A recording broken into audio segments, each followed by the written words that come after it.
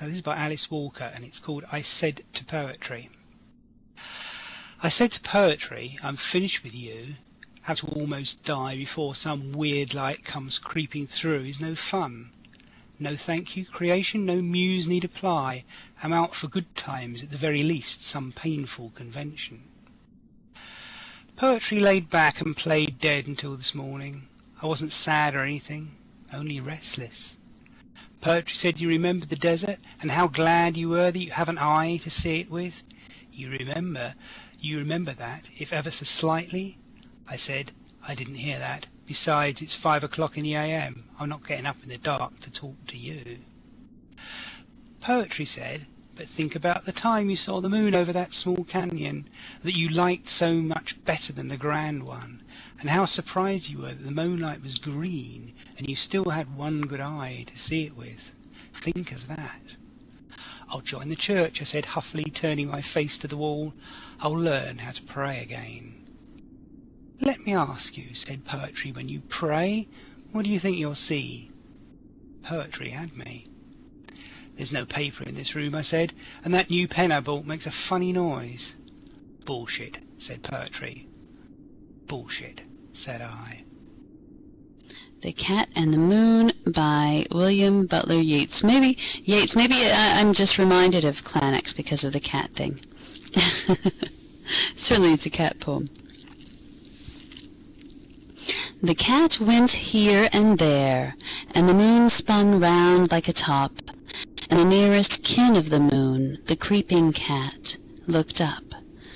Black Meneloosh stared at the moon, for wander and wail as he would. The pure cold light in the sky troubled his animal blood. Meneloosh runs in the grass, lifting his delicate feet. Do you dance, Meneloosh, do you dance, when two close kindred meet? What better than call a dance? Maybe the moon may learn, tired of that courtly fashion. A new dance turn. Meneloosh creeps through the grass, from moonlight place to place. The sacred moon overhead has taken a new phase. Does Meneloosh know that his pupils will pass from change to change, and that from round to crescent, from crescent to round they range? Meneloosh creeps through the grass, alone important and wise, and lifts to the changing moon his changing eyes. It's called The Triumph of Bullshit by T S Eliot. Ladies on whom my attentions have waited, if you consider my merits as small, etiolated, alembicated, orotund, tasteless, fantastical, monotonous, crotchety, constipated, impotent, galamatious, affected, possibly imitated, for Christ's sake, stick it up your arse. Ladies who find my intentions ridiculous, awkward, insipid, and horribly gauche, pompous, pretentious, ineptly meticulous, dull as the heart of an unbaked brioche, floundering versicles feebly versiculous, often attenuate, frequently crash, attempts at emotion that turn isiculous, for Christ's sakes, stick it up your arse. Ladies who think me unduly vociferous, amiable cabotin making a noise that people may cry out, this stuff is too stiff for us, ingenious child with a box of new toys, toy lions carnivorous, cannons fumiferous, engines vaporous, all this will pass, quite innocent, he only wants to make shiver us, for Christ's sake, stick it up your arse. And when thyself with silver foot shalt pass among the theories scattered in the grass, take up my good intentions with the rest, and then for Christ's sake, stick them up your arse. T S Eliot at his best there. And here we go. I am part of the load, not rightly balanced. I drop off in the grass, like the old cave sleepers, to browse wherever I fall. For hundreds of thousands of years I have been dust grains, floating and flying in the will of the air, often forgetting ever being in that state, but in sleep I migrate back. I spring loose from the four-branched Time and space cross this waiting room. I walk into a huge pasture. I nurse the milk of millennia. Everyone does this in different ways, knowing that conscious decisions and personal memory are much too small a place to live. Every human being streams at night into the loving nowhere, or during the day, in some absorbing work. Part of the load. Thank you. Lovely Mark. You've asked me what the lobster is weaving there with his golden feet. I reply, the ocean knows this. You say, what is the Acidia waiting for in its transparent bell? What is it waiting for? I tell you, it is waiting for time, like you. You ask me whom the macrocystis alga hugs in its arms.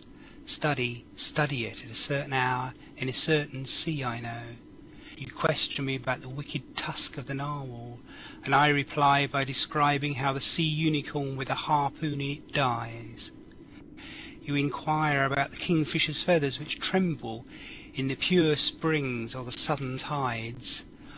Or you found in the cards a new question touching on the crystal architecture of the sea anemone, and you'll deal that to me now.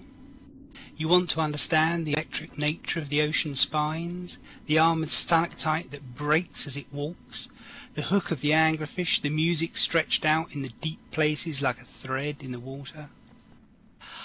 I want to tell you the ocean knows this, that life in its jewel boxes is endless as the sand, impossible to count, pure, and among the blood-coloured grapes time has made the petal hard and shiny, made the jellyfish full of light and untied its knot, letting its musical threads fall from a horn of plenty made of infinite mother of pearl. I am nothing but the empty net which has gone on ahead of human eyes, dead in those darknesses of fingers accustomed to the triangle longitudes on the timid globe of an orange. I walked around as you do, investigating the endless star, and in my net, during the night, I woke up naked. The only thing caught, a fish trapped inside the wind. Creepy cat poem, yes, it was actually quite scary. It's called A Child's Nightmare.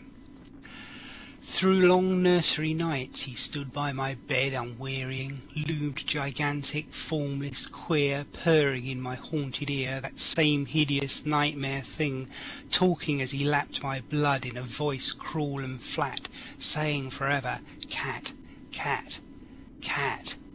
That one word was all he said, that one word through all my sleep, in monotonous mock despair. Nonsense may be light as air, but there's nonsense that can keep horror bristling round the head when a voice cruel and flat says forever, cat, cat, cat.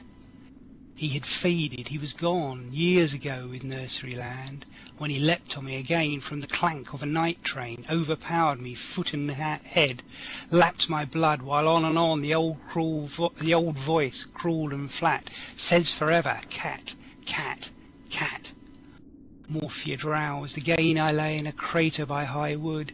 He was there with straddling legs, staring eyes as big as eggs, purring as he lapped my blood, his black bulk darkening the day with a voice cruel and flat. Cat, cat, cat, cat, he said, cat, cat. When I'm shot through heart and head and there's no choice but to die, the last word I'll hear no doubt won't be charge or bomb them out. Not the stretcher bearer's cry, let that body be, he's dead, but a voice cruel and flat, saying forever, cat, cat.